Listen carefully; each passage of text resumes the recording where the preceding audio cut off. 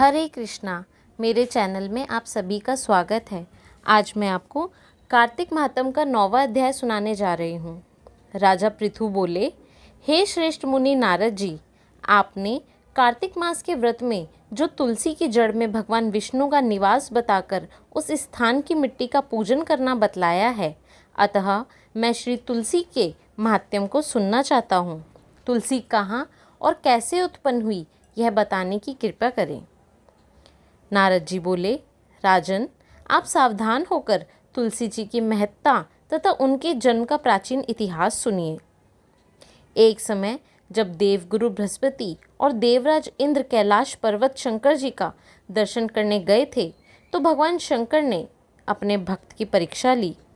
उन जटाधारी दिगंबर ने उनके मार्ग में अवरोध डाला। यद्यपि वह तेजस्वी, शांत, लंबी भुजा और चौड़ी छाती वाले गौर वर्ण के, अपने विशाल नेत्रों से युक्त तथा सिर पर जटा धरे वैसे ही बैठे थे। तथापि उन भगवान शंकर को पहचान कर इंद्र ने उनका नाम, धाम आदि परिचय पूछा और कहाँ शंकर जी अपने स्थान पर हैं या कहीं गए हैं। इस पर उस तपस्वी ने कुछ ना कहा, परंतु त्रिलोकीनाथ के ऐश्वर्य से गर्वित होकर इंद्र कब तक चुप रहते।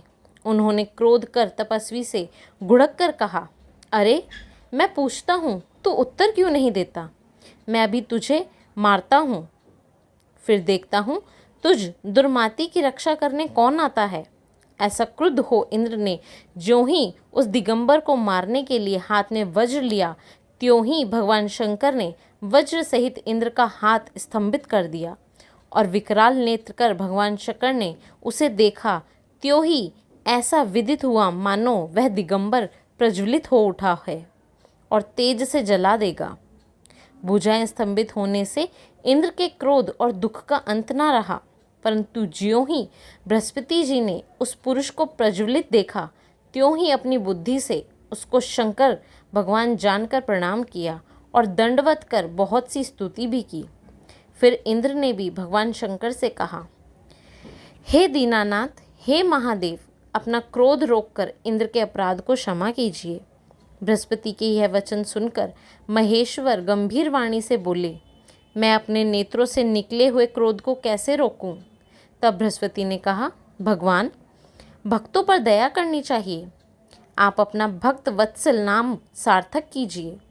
आप अपने इस तेज को कहीं और स्थापित कर इंद्र का उद्धार कीजिए। तब भगवान शंकर ने गुरु बृहस्पति से कहा, मैं तुम्हारी स्तुति से प्रसन्न हूँ। जो तुमने इंद्र को जीवन दान दिलवाया है, मैं विश्वास दिलाता हूँ कि मेरे नेत्रों की अग्नि अब इंद्र को पीड़ित ना करेगी। बृहस्पति से ऐसा कहकर भगवान शंकर ने अपने माथे से निकले हुए अग्निमय तेज को अपने हाथ में लेकर क्षीर सागर में डाल दिया। फिर लीलाधारी भगवान अंतर ध्यान हो गए। इस प्रकार जिनको जानने की इच्छा थी, उसे जानकर इंद्र और बृहस्पति अपने स्थान को चले गए। अगर आपको हमारी ये वीडियो पसंद आई हो तो हमारे चैनल को आज ही लाइक व सब्सक्राइब ज़रूर करें व बेल आइकन को दबाना ना भूलें, ताकि हमारी वीडियो के सभी नोटिफिकेशन आपको टाइम से मिल पाएँ। तब तक के लिए धन्यवाद।